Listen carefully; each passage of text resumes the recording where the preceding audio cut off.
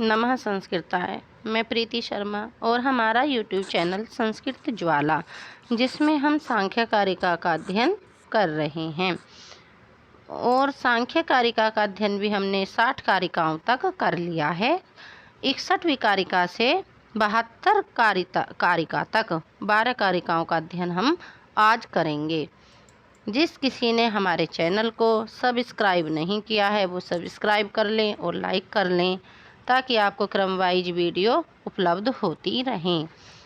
अब 61 नंबर की जो हमारी कारिका है उसमें हमारी कारिका में ये कहते हैं कि जो प्रकृति है, प्रकृति जिस पुरुष से निर्वृत्त हो जाती है उसके विषय में पुनः प्रवृत्त नहीं होती। यह बताते हैं कारिका नंबर 61 में।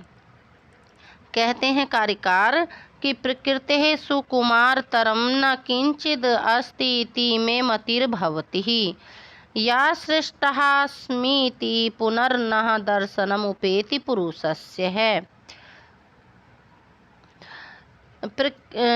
थोड़े से शब्द अर्थ देख लीजिए। सुकुमारतरम अधिक सुकुमार या लज्जाशील, मति धारणा विचार, दृष्टा देखी गई, पुनः फिर एक बार निर्वृत्त होने के बाद दर्शनम दृष्टि में दृष्टिगोचर को उपैति प्राप्त होती है।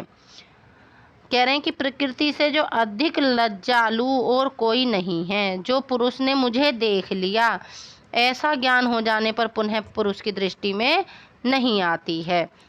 अब इसका अर्थ जान लीजिए। प्रकृते सुकुमार तरम किंचित न अस्ति, प्रकृति से अधिक सुकुमार या लज्जाशील अन्य कोई नहीं है। इति में मति भवति, ऐसी मेरी धारणा होती है, ऐसी मेरी मति, बुद्धि को भी कहते हैं, ऐसी मेरी धारणा होती है।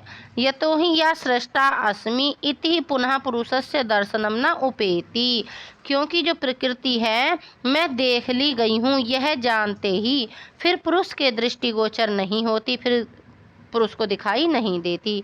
अर्थात पुरुष के द्वारा देख ली जाने पर झट उससे निर्वृत्त हो जाती है और एक बार निर्वृत्त होने के बाद फिर कभी उस पुरुष के विषय में प्रवृत्त नहीं होती।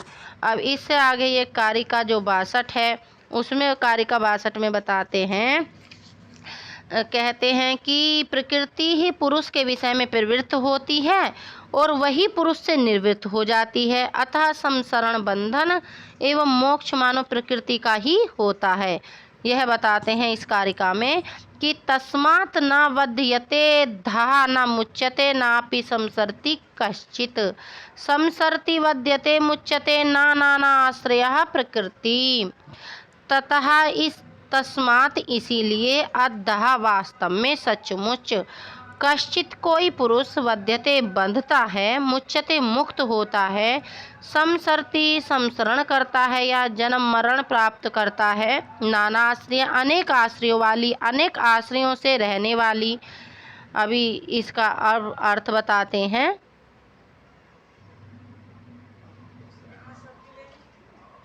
कारिका का अर्थ है तस्मात् अद्धा कश्चित न बध्यते।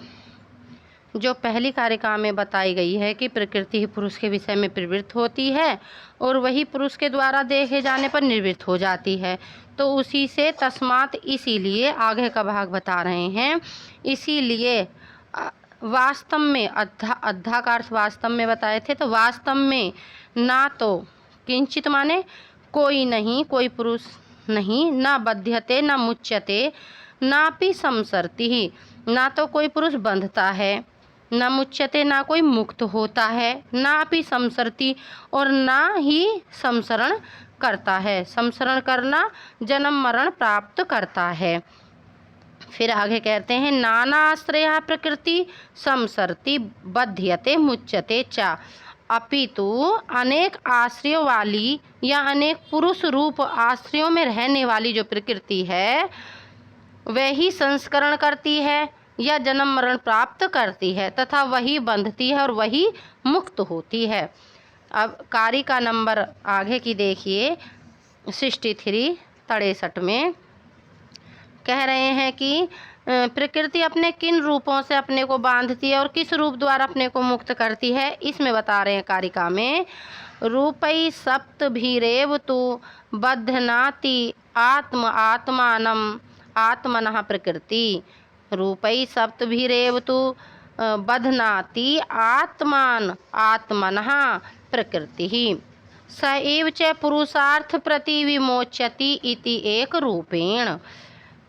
सप्तभी इव रूपई, ज्ञान को छोड़कर जो सातों हैं, अज्ञान, ज्ञान छोड़ दिया, 8 बताए थे ना बुद्धि के भाव, तो अज्ञान, धर्म, अधर्म, वैराग्य है, अवैराग्य है, ऐश्वर्य है, अनैश्वर्य, इन 7 रूपों या भावों से आत्मनः अपने द्वारा, आत्मानम अपने को, बध्नाति बांधती है, पुरुषार्थ प्रति पुरुषार्थ की सिद्धि के लिए एक रूपेण, एक रूप या भाव से अर्थात ज्ञान से विमोच्यति मुक्त करती है अर्थात छुड़ाती है। अब इसका अर्थ देख लीजिए, ये शब्दार्थ थे। प्रकृति सप्तभी इव रूपई तो आत्मनः आत्मानं बध्नाति। प्रकृति अपने 7 ही रूपों या भावों से अपने द्वारा अपने को बांधती है। सहा माने वही, इव वही, सा इव च पुरुषार्थम प्रति एक रूपेण विमोच्यति, वही पुरुषार्थ की सिद्धि के लिए एक रूप या भाव से अर्थात ज्ञान से अपने को मुक्त करती है या छुड़ाती है। अब 64 नंबर की कारिका देखिए। तत्व विषय ज्ञान का जो चिंतन है उसके अभ्यास से विशुद्ध ज्ञान उत्पन्न होता है। 64 नंबर की कारिका हम बता रहे हैं। एवं तत्वाभ्यासात नास्मि न मे न अहम इति अपरिशेषम अविप्रयात विशुद्धम केवलम उपपद्यते ज्ञानम। इसके शब्दार्थ देख लेते हैं। एवं इस प्रकार से, जो पहले हमने 2-3 कारिकाएं बताई हैं उन कारिकाओं से, या जो पूर्व में जो कहा गया है उससे, तत्व अभ्यासात तत्व विषय ज्ञान के अभ्यास या बारंबारता की जो आवृत्ति है उससे, न अस्मि नहीं हूँ, अर्थात जैसा मैं अपने को शरीरवान व्यक्ति के रूप में अनुभूत करता रहा हूँ वैसा मैं नहीं हूँ, अपितु, और सुनी लीजिए कि अपितु प्रकृति और प्राकृतिक बुद्धि, मन और शरीर आदि विकारों के अतिरिक्त पुरुष हूँ।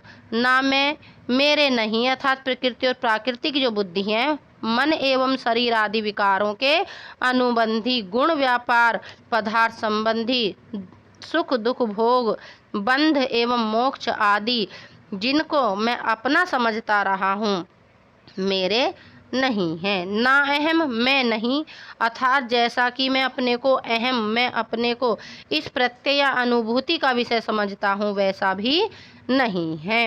अपितु वस्तुतः प्रकृति जन्य ज्ञान के कारण होने वाले अहम तत्व से विहीन चिन्मात्र पुरुष हूँ। इति इस रूप में अपरिशेषम संपूर्ण, अर्थात ऐसा कि जिसमें फिर कुछ ज्ञातव्य अवशिष्ट न रहे। अविप्रयात, विपर्यात भ्रमर या मिथ्या ज्ञान और संशय के अभाव के कारण, विशुद्धम निर्मल, अर्थात भ्रमर एवं संशय, भ्रम एवं संशय आदि जो रहित है वो विशुद्ध निर्मल, केवलम अनादि मिथ्या ज्ञान की जो वासना या संसार में भी रहित, संस्कार से भी रहित ज्ञानम तत्व ज्ञान उपपद्यते उत्पन्न होता है। अब कारिका का अर्थ जान लीजिए। ये थोड़ी सी कारिका जो पहली कारिका बताई गई हैं उनको अपने बताते हुए व्याख्या करते हुए चल रही है ये वाली कारिका। एवं तत्व अभ्यासात न अस्मि न मे न अहम इति अपरिशेषम अविप्रयात विशुद्धम ज्ञानम उपपद्यते। एवं जो पहले जो कारिका बताई हैं, पहले जो पूर्व में जो कहा जा चुका है उससे, तत्व अभ्यासात तत्व विषय ज्ञान के अभ्यास से, न अस्मि मैं नहीं हूँ, है ना, इस प्रकार से, अर्थात जो पूर्वोक्त प्रकार से तत्व विषय ज्ञान है उसके अभ्यास से मैं से नहीं हूँ, अर्थात जैसा मैं अपने को शरीरवान व्यक्ति के रूप में अनुभूत कर रहा था वैसा मैं नहीं हूँ।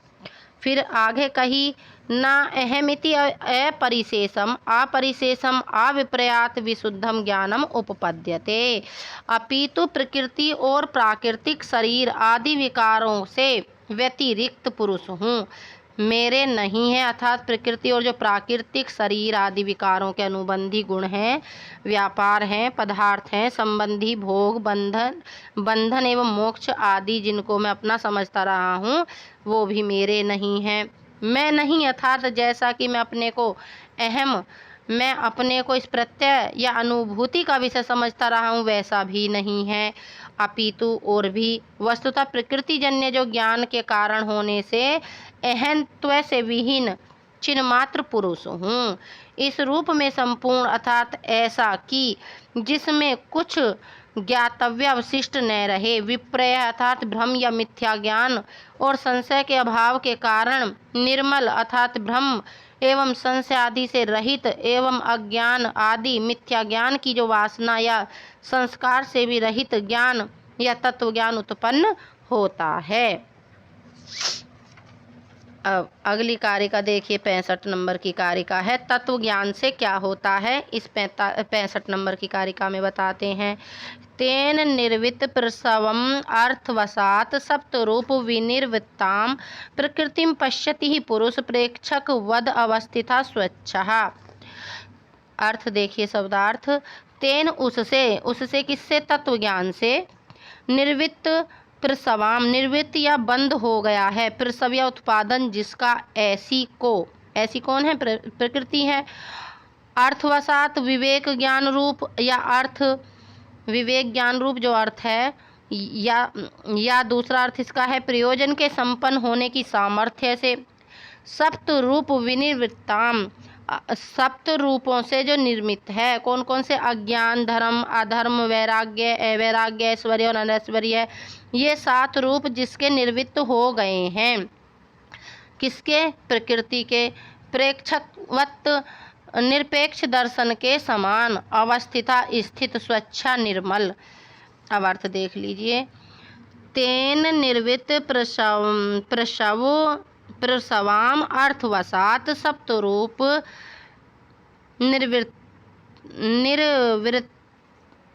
सप्तरूप विनिवृत्ताम प्रकृतिम, उससे तत्व ज्ञान से जिसका प्रसव या उत्पादन निर्वृत्त या बंद हो गया है, तथा विवेक ज्ञान रूप प्रयोजन के संपन्न होने की सामर्थ्य से, कौन से 7 रूप बताए हैं, जिसके अज्ञान, धर्म, अधर्म, वैराग्य, अवैराग्य, ऐश्वर्य और अनैश्वर्य, सिर्फ ज्ञान को छोड़कर ये 7 रूप निर्वृत्त हो गए हैं।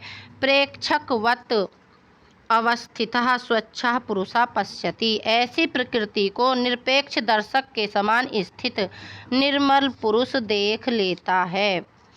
जो निर्मल पुरुष है वो देखता है। और आगे की 66 नंबर कारिका में बताते हैं, 66 नंबर की जो कारिका है वो कहती है कि प्रकृति दर्शन के बाद सृष्टि का प्रयोजन नहीं रहता। सृष्टः मयि उपेक्षक एको दृष्टा अहम इति उपरमति अन्यः सति संयोगेपि तयो प्रयोजनम नास्ति सर्गस्य। मया मैंने दृष्टा देख ली है, इति इसलिए, एकः एक अर्थात पुरुष, उपेक्षक उपेक्षा करने वाला, अन्य दूसरी अर्थात प्रकृति, उपरमति विरत हो जाती है, तयो उन दोनों के अर्थात प्रकृति और पुरुष के, संयोग सति अपि ही संयोग के होने पर भी, सर्गस्य सृष्टि का। अब इसका अर्थ देखिए, मया दृष्टा इति एका उपेक्षक, मैंने देख ली है, इसीलिए एक अर्थात पुरुष प्रकृति की उपेक्षा करता है कि मैं देख ली।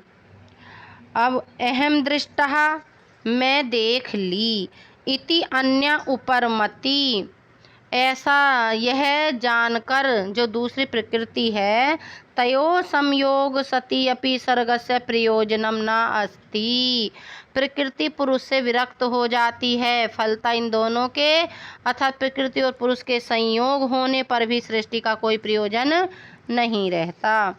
अब कारिका नंबर 67 पे आइए। इसमें कह रहे हैं कारिकार की तत्वज्ञान प्राप्त होने पर भी पुरुष शरीर को धारण किए रहता है। सम्यक ज्ञानाधिगमात धर्म आदि नाम कारण प्राप्तो तिष्ठति संस्कारवशात् चक्रभ्रमीवत् धृत शरीरः। सम्यक ज्ञानाधिगमात् तत्व ज्ञान की प्राप्ति होने से धर्म आदि नाम, धर्म अधर्म अज्ञान वैराग्य अवैराग्य ऐश्वर्य और अनैश्वर्य जो ये 7 आगे पीछे बताए गए थे, तो उनके अकारण प्राप्त अकारण को प्राप्त करने पर अर्थात कारण न रह जाने पर संस्कार वशात जो कर्मों के संस्कार हैं उनके कारण चक्र भ्रमीवत चाक के घूमने के समान धृत शरीर को धारण किए हुए हैं, तिष्ठि रहता है। अब इसका अर्थ जान लीजिए।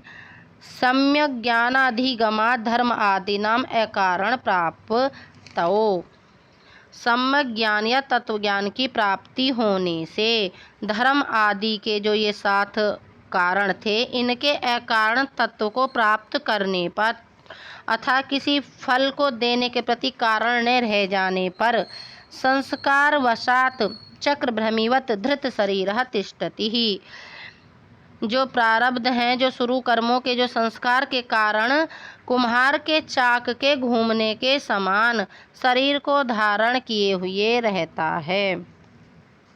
पुरुष के बारे में बताया इसमें कि पुरुष क्या करता है, तत्वज्ञान प्राप्त होने पर भी शरीर को धारण किए रहता है पुरुष, तो उसी को बताए कि जान लेने पर भी एक बार और देख लीजिए अर्थ कि सम्यक ज्ञान या तत्व ज्ञान की प्राप्ति होने से धर्म आदि के अर्थात धर्म अधर्म अज्ञान वैराग्य अवैराग्य ऐश्वर्य और अनैश्वर्य के अकारण तत्व को प्राप्त करने पर अर्थात किसी फल को देने के प्रति कारण न रह जाने पर प्रारब्ध करना शुरू करना जो शुरू कर्मों के संस्कार के कारण कुम्हार के चक्र के घूमने के समान शरीर को धारण किए हुए रहता है। कौन? पुरुष रहता है।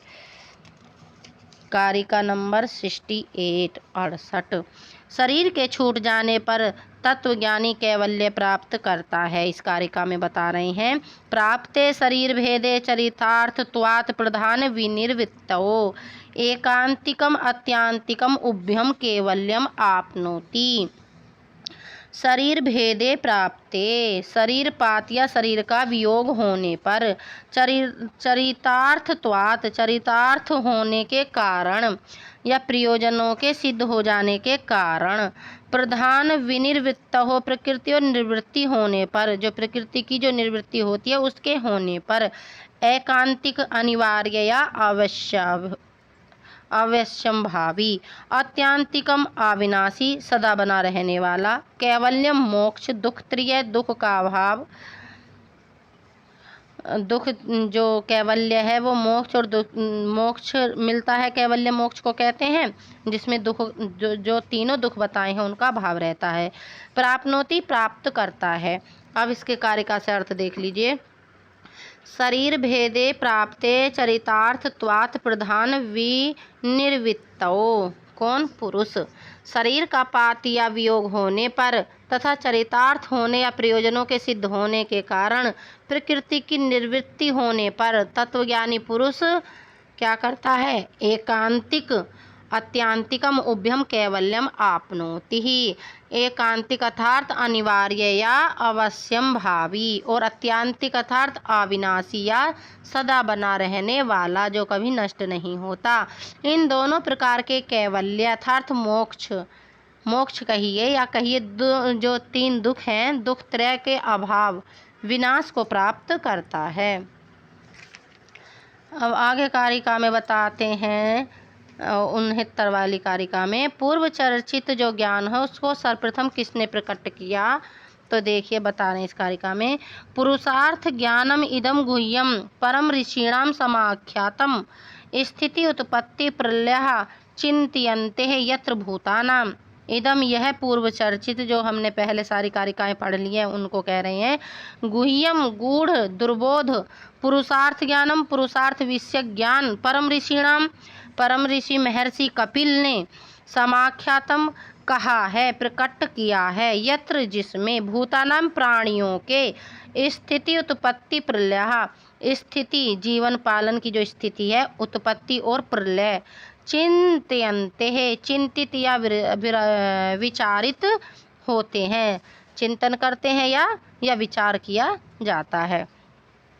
अब इसमें अर्थ देख लिए। इदम गुह्यम पुरुषार्थ ज्ञानम परम ऋषिणाम आख्यातम। यह गूढ़ या दुर्बोध पुरुषार्थ विषय ज्ञान अर्थात पुरुष के प्रयोजनों को बताने वाले ज्ञान को परम ऋषि कपिल ने कहा, प्रकट किया। यत्र जिसमें भूतानाम स्थिति, प्राणियों की स्थिति, उत्पत्ति, प्रलय चिंत्यन्ते, प्राणियों की जो उत्पत्ति है, स्थिति एवं प्रलय का चिंतन या विचार किया जाता है। अब 70 नंबर के कारिका में बताते हैं कि कपिल प्रसूत उक्त ज्ञान की गुरु शिष्य परंपरा को बताते हैं। एतत् पवित्रम अग्रयम मुनिर आसुर्य अनुकंपया प्रददौ आसुरी अपि पंचशिखायाः तेनाम च बहुधा कृतम तंत्रम। मुनि तो कपिल मुनि के लिए आया है। अनुकंपया कृपा से, अग्रयम प्रमुख को, आसुरी नामक शिष्य के लिए, फिर ददो दिया, पंचशिखाय पंचशिख नामक शिष्य के लिए, तेन उसने, पंचशिख ने, तंत्रम ज्ञान को, ज्ञान प्रदान शास्त्र को, बहुधा अनेक रूपों में विस्तृत कृतम किया। अब इसका अर्थ जान लीजिए। मुनि अनुकंपया एतत् पवित्रम अग्रयम आसुर्ये प्रददौ। कपिल मुनि ने कृपा करके एतत् इस पवित्रम पवित्र एवं अग्रयम प्रमुख ज्ञान को आसुर्य प्रदत्त अपने आसुरी नामक शिष्य को दिया।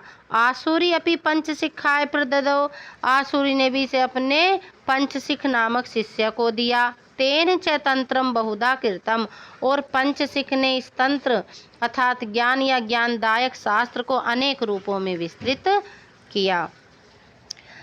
कपिल ने आसुरी को दिया, आसुरी ने पंचशिख को दिया। उसी ज्ञान को प्रस्तुत ग्रंथ में वर्णित किया गया है 71 नंबर की कारिका में। शिष्यः परंपराया आगतम ईश्वर कृष्णेन चेततम आर्याभि संक्षिप्तम आर्यमतिनः सम्यक विज्ञाय सिद्धांतानाम।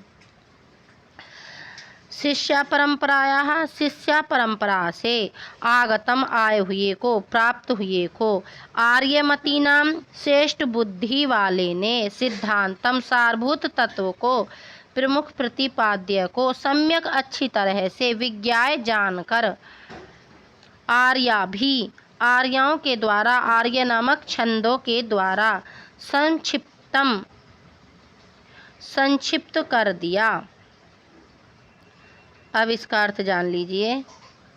शिष्य परंपरायाः च आगतम एतत् ज्ञानम, और शिष्य परंपरा से आए हुए इस तंत्र या ज्ञान को आर्यमती नाम ईश्वर कृष्णेन, श्रेष्ठ बुद्धि वाले ईश्वर कृष्ण ने, सांख्यकारिकार ने, सम्यक सिद्धांतम सम्यक विज्ञाय, जो सिद्धांत है ईश्वर कृष्ण ने सिद्धांत को अच्छी तरह से जानकर, आर्या भी संक्षिप्तम आर्याओं के द्वारा संक्षिप्त कर दिया।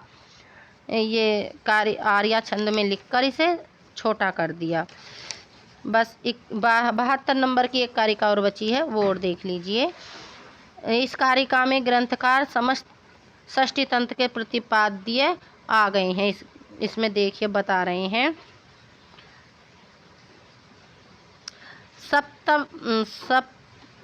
सप्तत्याम किल ये अर्थास्ते अर्था कृत्सनस्य षष्ठी तंत्रस्य आख्यायिका विरहिता परवाद विवर्जिताश्चापि सप्तत्यायाम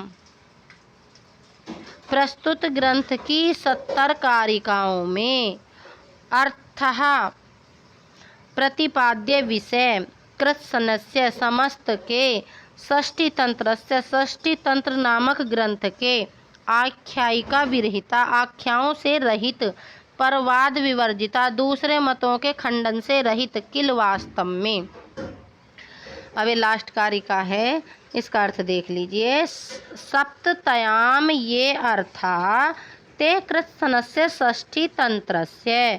प्रस्तुत ग्रंथ जो सांख्य कारिका की 70 कारिकाओं में जो प्रतिपाद्य विषय है वे वास्तव में समस्त षष्ठी तंत्र नामक ग्रंथ के आख्यायिका विरहिता पर वाद विवर्जितः आख्यायिकाओं के और दूसरे मतों के चा अपि अर्था किल मतों के खंडन से रहित विषय है।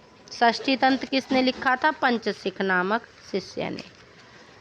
किसका शिष्य है? आसुरी का शिष्य है। सभी को धन्यवाद। कारिका 72 तक हमारा सांख्य कारिका पूरा हुआ।